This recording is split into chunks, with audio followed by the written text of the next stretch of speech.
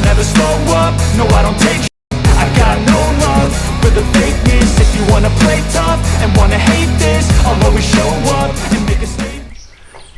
Have you ever told somebody not to do something or to be careful, and then right afterwards they either do it or something bad happens because they wasn't being careful?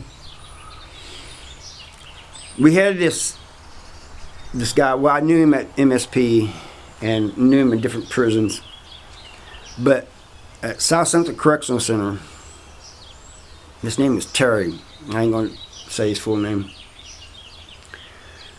But at South Central Correctional Center, he and I, as well as a couple of other people, worked in the prep room. Prep room was where you cut meat and cut cheese and all this, and you had this slicer. He was there, the same one that was there when the other guy put window cleaner on the floor. And I came in and I didn't know he'd put window cleaner on and threw bleach down. And his floor started smoking and everything. And the other dude was, who was my workout partner, was cussing me out. Hey, you done did us all in. And it was Terry that told him, well, you dumb son of a bitch, put window cleaner on the floor. Who does that? You know. But anyway, they had me on the slicer, slicing meat and stuff, and cheese and stuff, and that's usually what I did. You know, most of the time I was in there using the slicer. Well, when it came time to clean up one time, we got all the cleaning supplies, and they wanted this, the cleaners and all the things we used, knives and stuff, they wanted them bleached, you know.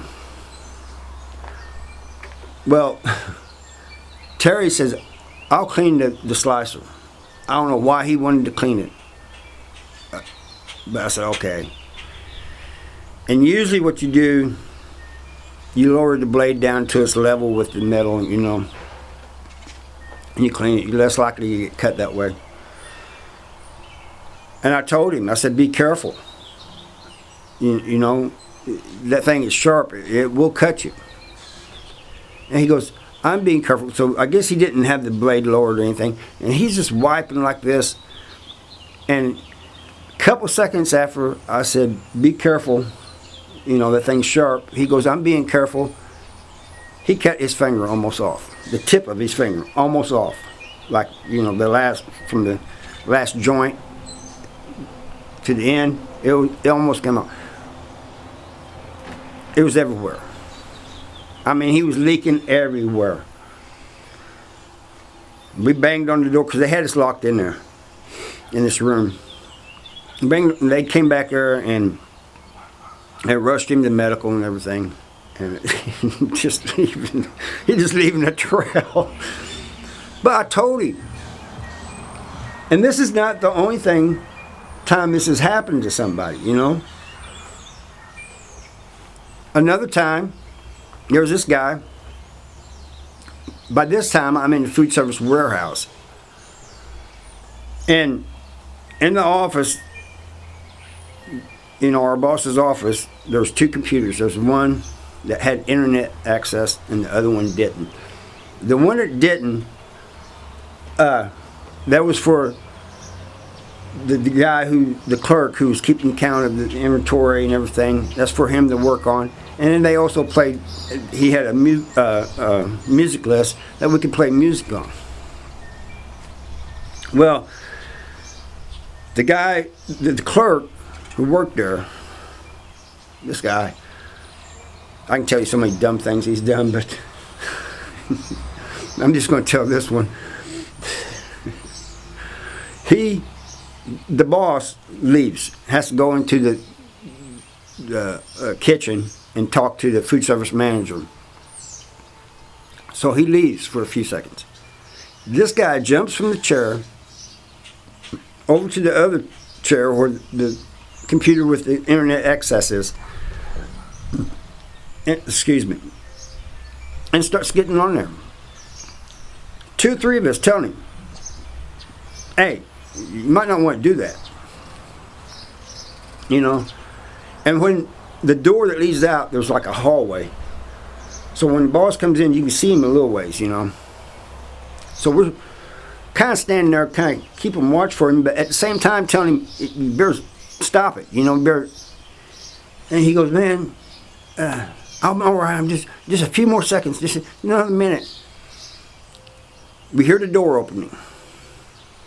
Our boss, who was a cool boss, by the way, I mean, this guy, he let us take things out once in a while, you know.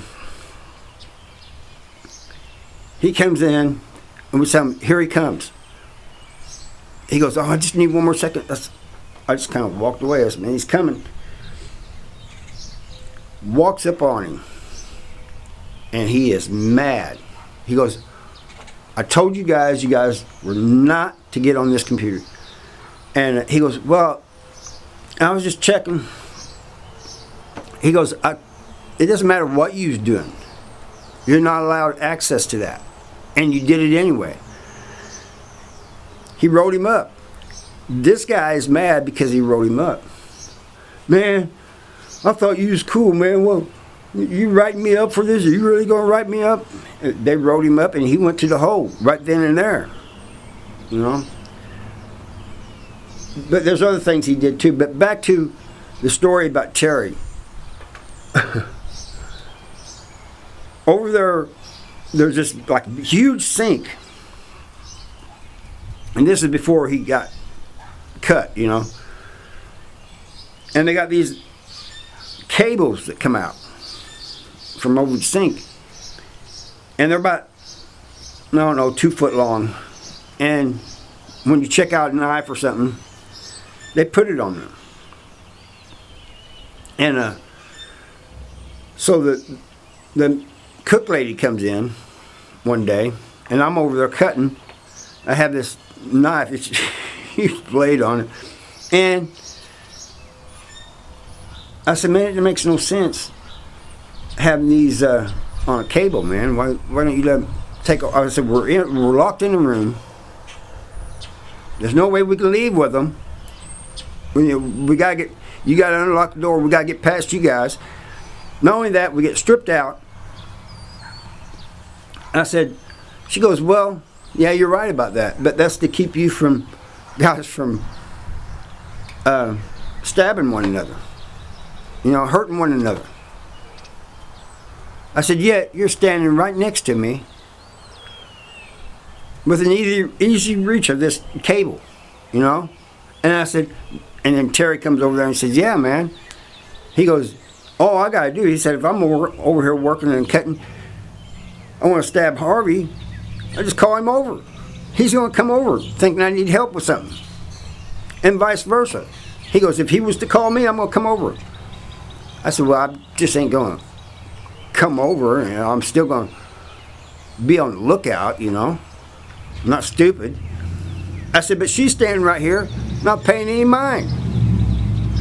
And our workout partner, he was back there laughing. He goes, it's just an extra safety thing, you know, it's just one more extra thing. So you'd have to get it off the cable, out that door, through the, you know, the strip search, and then out the door, and then back through the housing unit. You know, it's not going to happen. So I just want to tell that little story. Now, thank you for watching. Subscribe if you're new and you like this content, and I'll see you next time. Bye.